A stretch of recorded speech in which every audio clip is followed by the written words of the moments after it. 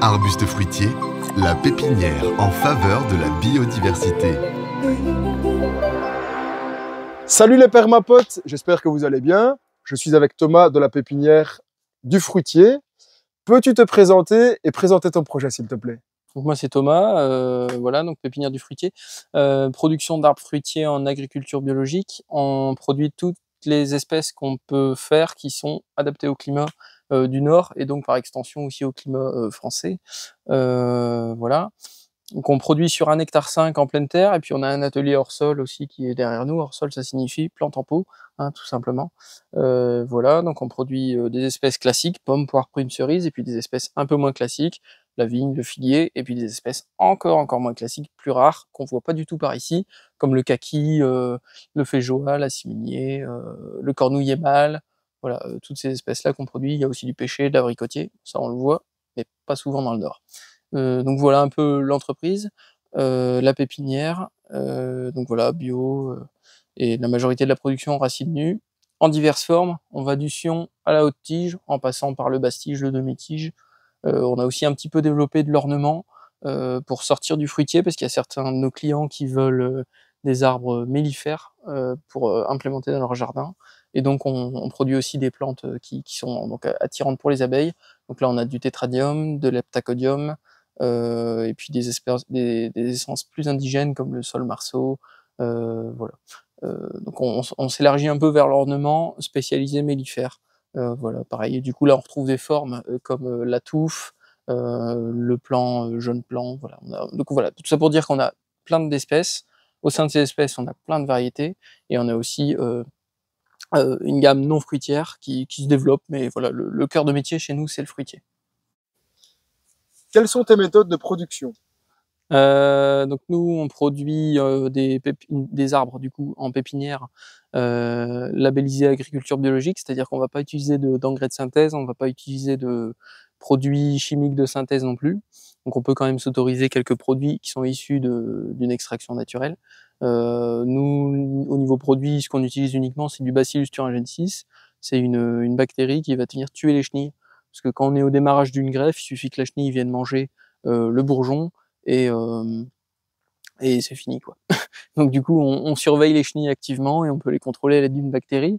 Également j'y pense, mais cette année on a eu beaucoup de limaces avec la pluie et donc on a été obligé d'intervenir avec du phosphate de fer, c'est un anti-limace bio aussi.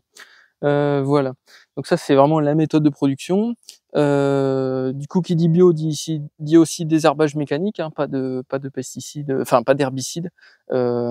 Donc du coup on a une machine de désherbage qui est comme dans les vignes en fait, qu'on appelle intercept, qui va venir faire entre les arbres le désherbage. Ça n'empêche pas que cette année avec toute l'eau on est obligé de passer à la main, parce que l'herbe on a beau la scalper avec la machine, comme la terre est humide et qu'il repleut souvent derrière, l'herbe se recolle au sol et est repartie de plus belle. Donc du coup on est passé à la main, encore ce matin, là on peut voir des herbes qui ont été arrachées ce matin.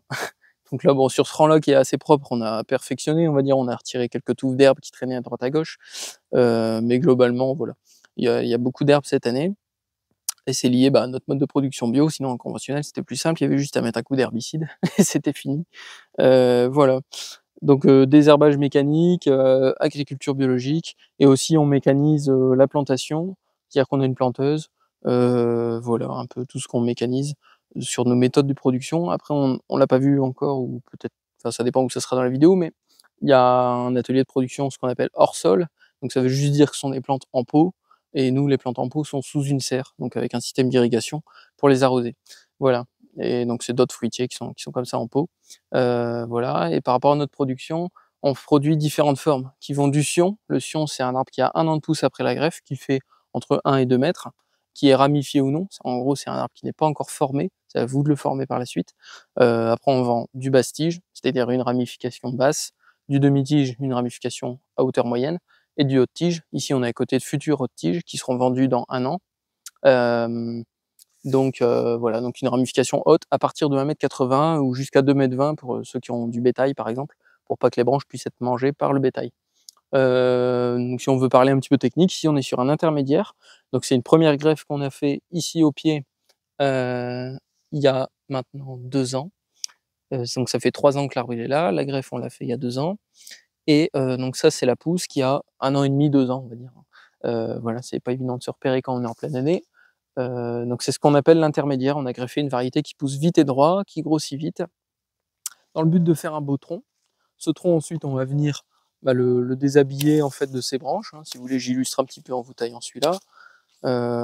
Voilà, donc là, on commence à deviner le futur haute tige qui apparaît. Hop, vous voyez, en gros, on va faire un tronc. Ici, je vais encore élaguer. Et à partir d'ici, 1m80, 2m, 2m20, ça dépendra un peu de si le client me précise ses souhaits à l'avance. Je viendrai greffer la variété fruitière. Là, on est sur la variété pour faire le tronc. Voilà, donc ça sera fait au printemps l'année prochaine pour un arbre qui sera vendu fin d'année prochaine, donc fin 2025. Voilà, ce seront les premières tiges de la pépinière qui m'auront donc pris 4 ans à produire. Voilà, on pourra enfin les vendre, en espérant les vendre, c'est encore autre chose. Voilà, donc un peu, on fait plusieurs formes, en plusieurs formats, c'est-à-dire racines nues ou hors sol en pot, et on désherbe mécaniquement, on est en bio, voilà, un peu tout nos principes de production. Qui dit être en bio dit aussi essayer de faire avec la nature, donc on favorise les auxiliaires. Donc une des productions un peu intéressantes de la pépinière, de plantes qu'on voit pas souvent ici, c'est le kaki, qu'on appelle aussi plaque minier, donc en latin Diospyros kaki. Je parle de ça parce qu'il y a différents porte-greffes, Diospyros lotus, le plaque minier d'Italie, et Virginiana, le porte-greffe de Virginie qui vient des États-Unis. Voilà. Donc le kaki ici on le greffe sur Diospyros lotus en pleine terre pour les vendre en racines nues, et sur Diospyros virginiana en pot pour les vendre en pot, parce que le virginiana apparemment n'aimerait pas être mis à racines nues, mais ça reste à vérifier. Moi je vais faire l'essai de voir si c'est une légende ou si c'est vrai. Voilà, donc ici on est devant les kakis qu'on a greffés cette année. Il y en a un peu à divers endroits dans la pépinière. On en a dans la serre en pleine terre, on en a ici, et, enfin bref, il y a 3-4 endroits avec des kakis. Donc c'est une plante qu'on greffe au printemps en chip, donc ça vous pouvez voir la greffe en chip dans la vidéo.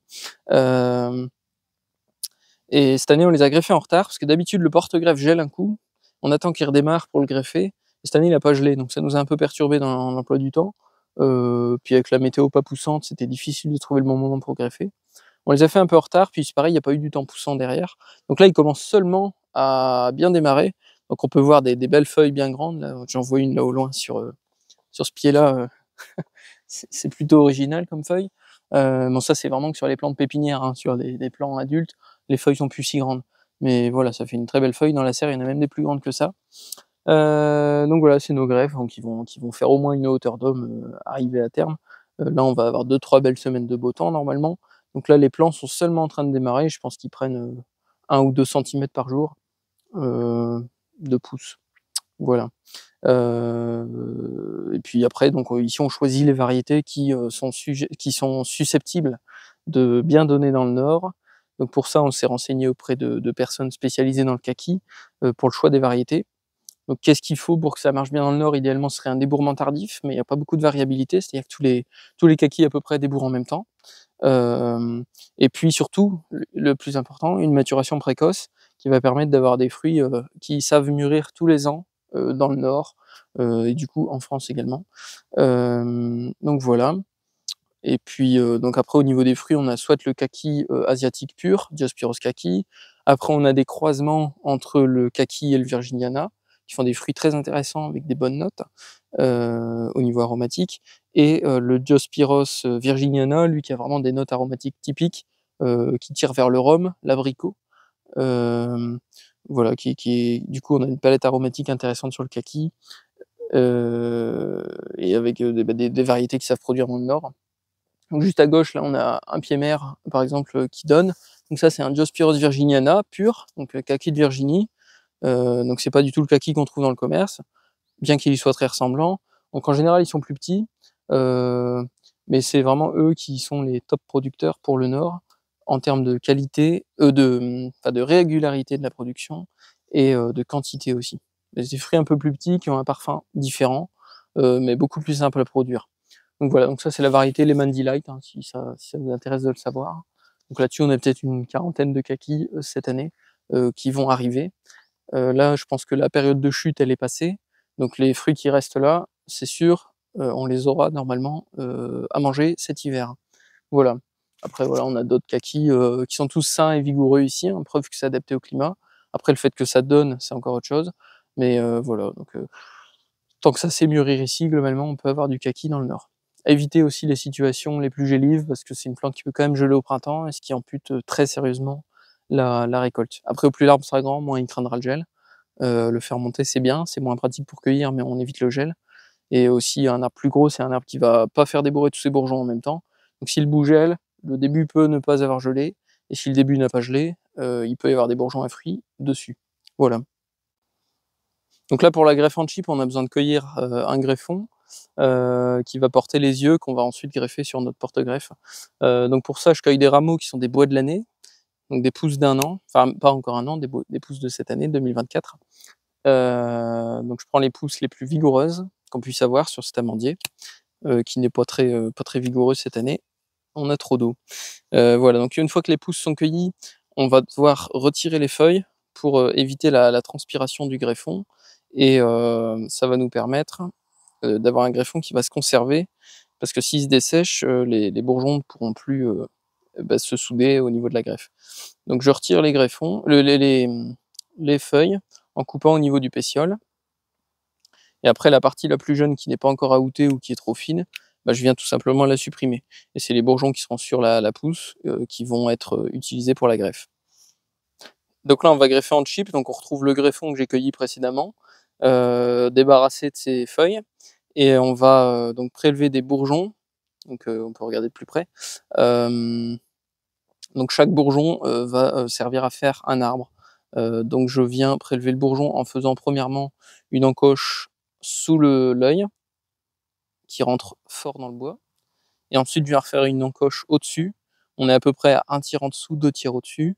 Une encoche qui, elle, va aller moins profond, juste passer sous l'œil, paf, pour me prélever la greffe qu'on va ensuite insérer sur le porte-greffe. Donc l'idée sur le porte-greffe, ça va être de faire la même découpe que ce qu'on a là, pour avoir une correspondance. Donc du coup, je prends mon chip, je peux le placer à côté pour avoir un repère visuel. Donc je fais pareil, ma première encoche du bas, qui rentre fort dans le porte-greffe, et la deuxième à peu près à la bonne hauteur, qui descend pour pouvoir ensuite insérer la greffe dedans. Le but, c'est d'aligner les cambiums. Donc le cambium, c'est la petite couche noire qu'on voit ici, qui est à peu près 1 mm à l'intérieur de l'arbre, et donc de l'aligner avec la même couche sur la partie bourgeon, enfin sur la partie chip. Voilà. Donc après, on ajuste pour que les cambiums soient alignés. Si jamais on a fait un trou trop gros, on peut toujours aligner d'un seul côté. Et après, on vient placer une ligature qui va venir serrer l'ensemble et maintenir compressé, éviter les pertes d'eau, le temps que les deux cambiomes en fait se multiplient et se rejoignent pour assurer la jonction des deux. L'année prochaine, on viendra couper la greffe ici, enfin cet hiver, et l'année prochaine, ça repoussera, si la greffe a pris bien entendu, ainsi que des repousses le long. Les repousses le long, on les supprime, et on favorise la pousse du coup de notre greffe. On pourrait aussi venir mettre un bambou pour guider l'arbre et faire un arbre bien droit. Voilà. Donc là, on vient de greffer un amandier en chip budding qui normalement devra pousser l'année prochaine pour former un sion fin 2025. Quelles sont les espèces et variétés que tu proposes? Je propose un peu toutes les espèces et les variétés qui peuvent être adaptées au climat local, c'est-à-dire le climat du nord, mais du coup, ce qui passe dans le nord, ça passe généralement partout en France, hein. Donc du coup, ça regroupe dans cet ensemble les espèces qui sont et les variétés d'ailleurs qui sont locales. Donc là, on retrouve des classiques, les pommes, les poires, les prunes, les cerises. Après, on a du classique ici, mais moins fréquent. On peut citer la vigne, le figuier. Sur ça, déjà, on va se baser sur des variétés plus adaptées, alors qu'en pomme, on pourrait mettre à peu près n'importe quoi. En vigne, il faut vérifier, par exemple, qu'on ait une résistance au mildiou. Ici, c'est très important. Voilà. Et après, on a aussi des plantes qui sont pas du tout communes ici, mais qui ont quand même une capacité à produire dans le nord de la France, et donc en France également. Donc là, par exemple, on peut citer le kaki, le feijoa, l'aziminier, voilà. Après, on propose également du kiwi, du kiwai, de l'agrumes rustique à la pépinière, mais ça, il y a quand même des réserves, c'est-à-dire qu'il faut que le client plante ça à un endroit où ça va être assez abrité, par exemple, soit du vent, du froid, et cetera. Voilà, donc c'est un peu tout ce qu'on propose à la pépinière. Il y a encore d'autres espèces que je ne cite pas, et puis il y a certaines plantes qu'on produit, mais qu'on a encore un peu de mal à produire, donc on ne sait pas trop les proposer, ou en toute petite quantité. Voilà, donc ça vaut pas le coup de les aborder. Donc voilà, pour résumer, on a du classique, du plus extravagant, mais toujours la base dans notre production, c'est que ça soit adapté au climat.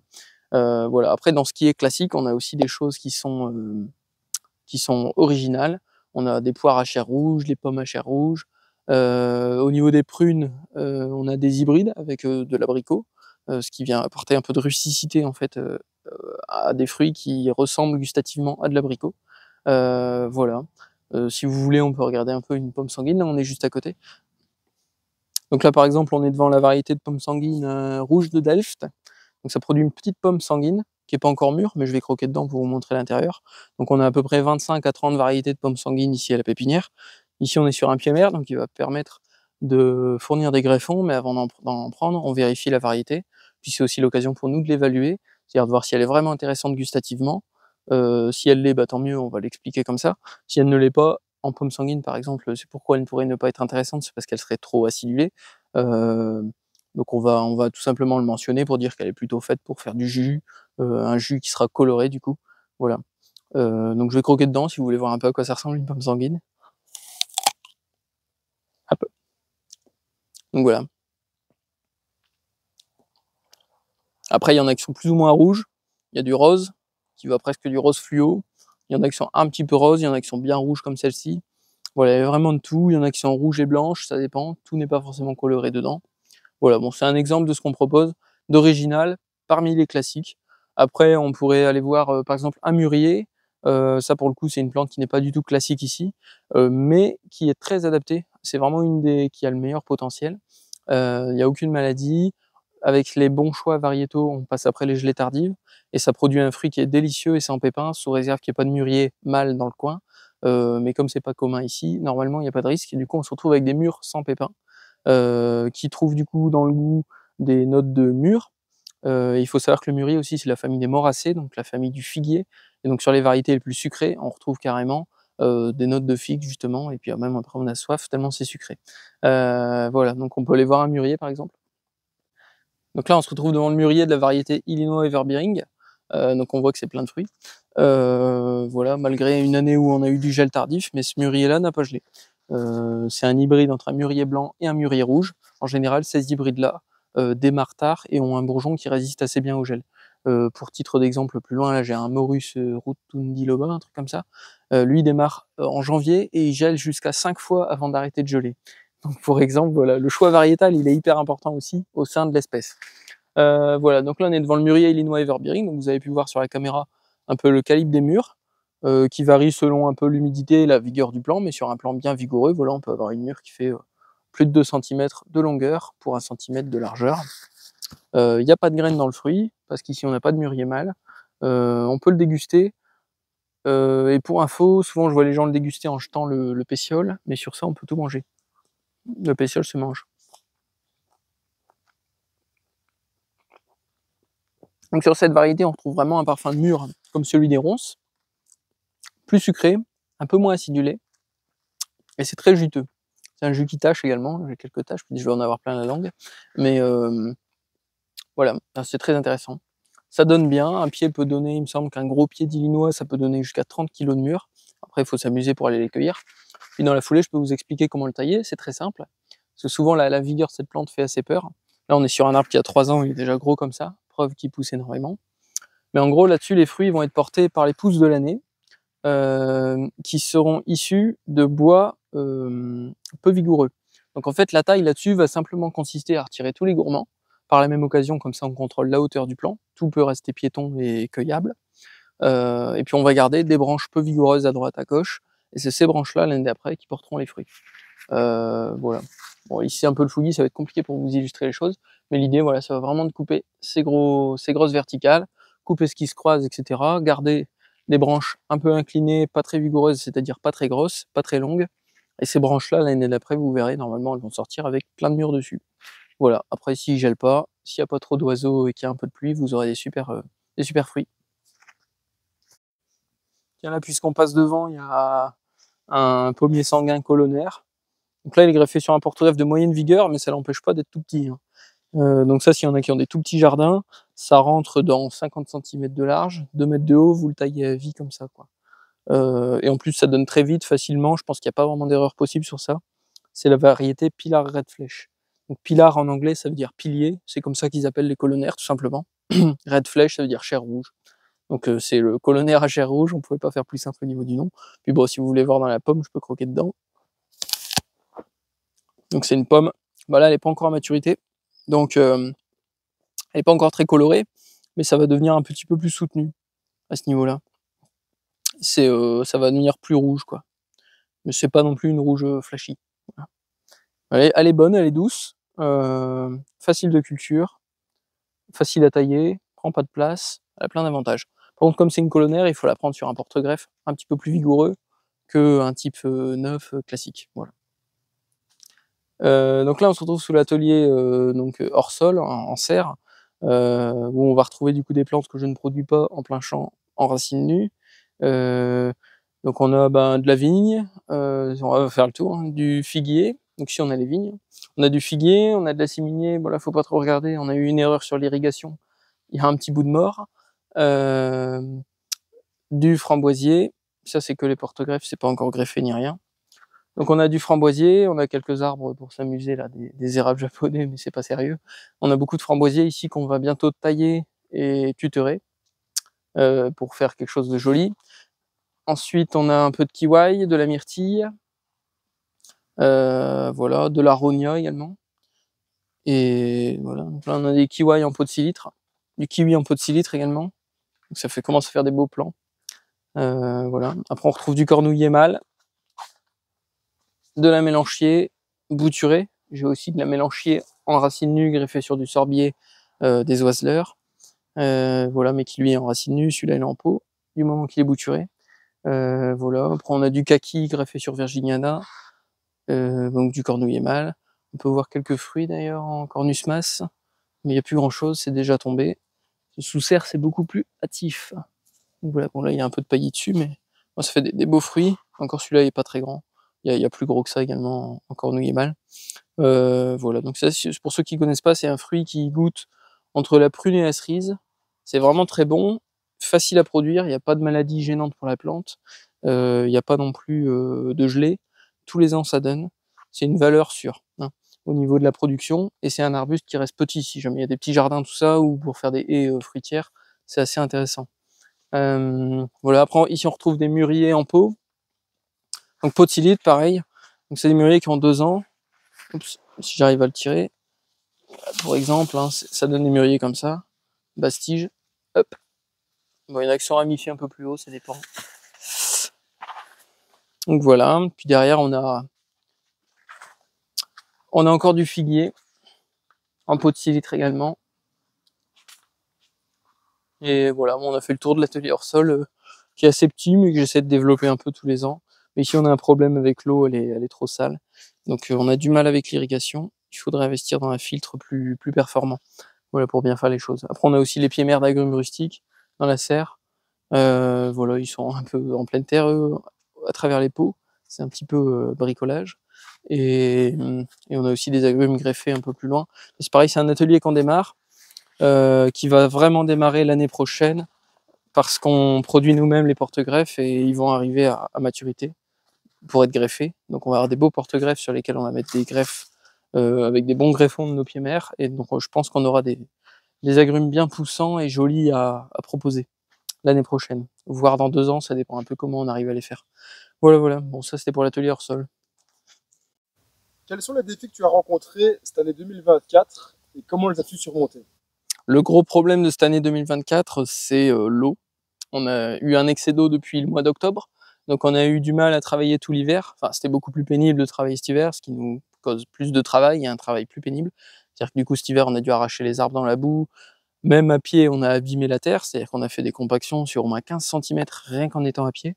Donc des sols complètement refermés, hydromorphes, qui puaient la vase. On a arraché à la bêche, voilà, c'était au loucher. C'était vraiment du travail ingrat. Malheureusement pour nous, ça a continué au printemps. On a continué à avoir de l'eau. Donc on n'a même pas su préparer nos parcelles correctement pour la plantation. Pendant ce temps-là, moi, comme j'ai pas de chambre froide, je ne peux pas garder mes porte-greffes dormants tard, ou mes arbres dormants tard. Donc du coup, les arbres, ce que ça veut dire, c'est qu'ils démarrent en jauge, c'est-à-dire qu'on fait une tranchée où on stocke nos arbres dedans en attendant de les planter en plein champ. Et donc comme ils ont démarré en jauge, moi j'étais bien obligé de les planter.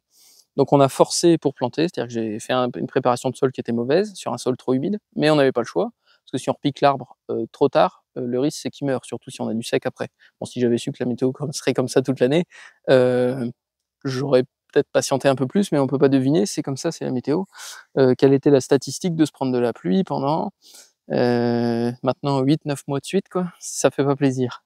Voilà, du coup on a forcé pour planter, donc sur un sol un peu abîmé, à la fois par le travail du sol, par le piétinement cet hiver, par la plantation en elle-même, hein, le fait de rouler avec un tracteur pour la plantation, et surtout le pire, c'est qu'on a re-eu de l'eau derrière, donc on avait un sol abîmé qui a repris de l'eau, etc. Donc on s'est retrouvé avec un sol complètement tassé, on avait apporté du fumier, il y a des endroits c'était de l'herbe, donc du coup tout ça, ça s'est mis à fermenter, mais sans oxygène, donc en anaérobie, et on a eu du coup ce qu'on appelle de l'hydromorphie, donc un sol qui ne respire plus, qui se réduit, donc la terre devient bleue avec des taches de rouille, et elle pue la vase. Et on a certains arbres qui n'ont pas du tout aimé ça. Donc déjà en règle globale, les arbres poussent mal cette année. Les porte-greffes sont moches. Les greffes sur table, pas très belles, ça dépend, il y a des coins un peu meilleurs que d'autres, ça dépend là où la terre essuie mieux que qu'à d'autres endroits. Et globalement, on a eu une grosse perte sur les cognaciers, donc ça inclut les poiriers qu'on greffe sur les coins, et les coins en eux-mêmes, qu'on allait greffer en poire ou en coin ou en nèfles pendant l'été. Donc là-dessus, on a eu plus de la moitié des arbres de morts, et en poire, pareil, on a eu des grosses pertes, mais c'est variable et c'est en train peut-être éventuellement de se rattraper, mais ça reste du poirier un peu moche, hein, là. Voilà, donc en fait, on avait planté tous les arbres, ils étaient tous en train de démarrer nickel. Et alors, je sais plus quand, peut-être au mois de mai, on a eu quelques beaux jours, enfin inespérés. Et puis les arbres, d'un seul coup, c'est comme s'ils crevaient tous de soif. C'est-à-dire que les feuilles, elles étaient toutes flétries, on s'est dit: «Bah merde, qu'est-ce qui se passe?» Donc on a arraché quelques arbres qui, eux, avaient déjà fini de sécher, et on a vu qu'il y avait une nécrose qui démarrait au niveau des racines, donc sûrement à cause du sol trop humide. Et donc il y a beaucoup de poiriers comme ça qui sont morts, et puis du coup ils ont raté leur démarrage. Sauf que ce qu'on construit pendant le mois de juillet, août, septembre, au niveau de la pousse, c'est basé sur le démarrage qu'on a eu en mai-juin. Donc si le démarrage est pourri, la suite elle est pourrie aussi. Donc là on a enfin eu un peu de sec, donc le sol a enfin pu respirer, on en a profité pour faire un décompactage. Donc on a réparé, on va dire, l'hydromorphie. C'est un grand mot, réparer, hein, c'est pas non plus nickel. Mais on n'a plus d'hydromorphie, on a de la chaleur, on a toujours de l'eau dans le sol, on a du soleil, parce que ça manquait même d'UV, hein, le feuillage était jaune. Donc là, le feuillage recolore, la pousse se relance, on va essayer de bricoler quelque chose, quoi, mais il y a beaucoup de poiriers qui valent rien. Ça, c'est pas forcément vendable, c'est trop petit et trop fin. Après, on a quelques variétés qui s'en sortent bien. Mais voilà, tout ça, c'est tout ce qui est greffé sur coin. Donc là, c'est vraiment la difficulté de l'année 2024, bah, c'est l'eau qui complique le travail, et puis qui nous bloque, qui complique l'organisation et qui produit des pertes. Donc on travaille plus pour moins. C'est quand même dommage. Donc voilà un peu ce qui résume la difficulté de 2024. Eh bien voilà, on vient de faire le tour de la pépinière du fruitier. On voit que c'est une belle production. Donc là, c'est pas des arbres qui viennent de je ne sais où. Tout est produit sur place, donc au niveau du greffage, bouturage, etc. Donc super travail de la part de Thomas. Merci beaucoup pour toutes les infos. Comment peut-on commander chez toi? Vous pouvez passer par le site internet pour commander directement dessus, ou alors rentrer en contact avec nous par mail ou par téléphone, afin de nous poser des questions, parler de vos projets. Nous, on peut vous conseiller, on peut vous faire des réservations quand les ventes ne sont pas ouvertes sur le site, ou alors vous passez directement par le site. Si jamais les ventes sont ouvertes, mais que vous voulez acheter chez nous, vous pouvez aussi passer par mail si vous n'êtes pas à l'aise avec le site. Vous prendrez au passage nos conseils. Si vous avez des questions, il ne faut pas hésiter. Donc voilà, après une fois sur le site, vous pouvez choisir soit de venir en click and collect, c'est-à-dire faire une commande sur le site, venir la récupérer sur place aux dates indiquées dans votre commande, ou alors vous la faire livrer, pareil à partir de certaines dates. Après au niveau de la livraison, vous avez le droit à 2 choix, soit vous avez un carton de 1,50 m qui est envoyé par Chronopost ou DPD pour les sions, donc c'est-à-dire les arbres d'1 an, et s'ils sont trop grands, on les recoupe. Après vous avez un manuel à l'intérieur pour apprendre à reformer l'arbre derrière, pour refaire un axe central et donc une belle croissance de l'arbre. Voilà. Ou alors vous pouvez payer une livraison qui est un petit peu plus chère, à peu près 12-13 € de plus, où là on rabat pas l'arbre, ça passe par Geodis, qui est un transporteur plus classique, on va dire, qui fait de la palette, tout ça. Donc là c'est pour vraiment les grosses commandes ou des arbres plus grands, si vous voulez acheter des hautes tiges, tout ça, on peut les expédier. Alors c'est une livraison plus onéreuse, mais qui se justifie vraiment parce que c'est pas juste un petit colis qui est envoyé par Amazon.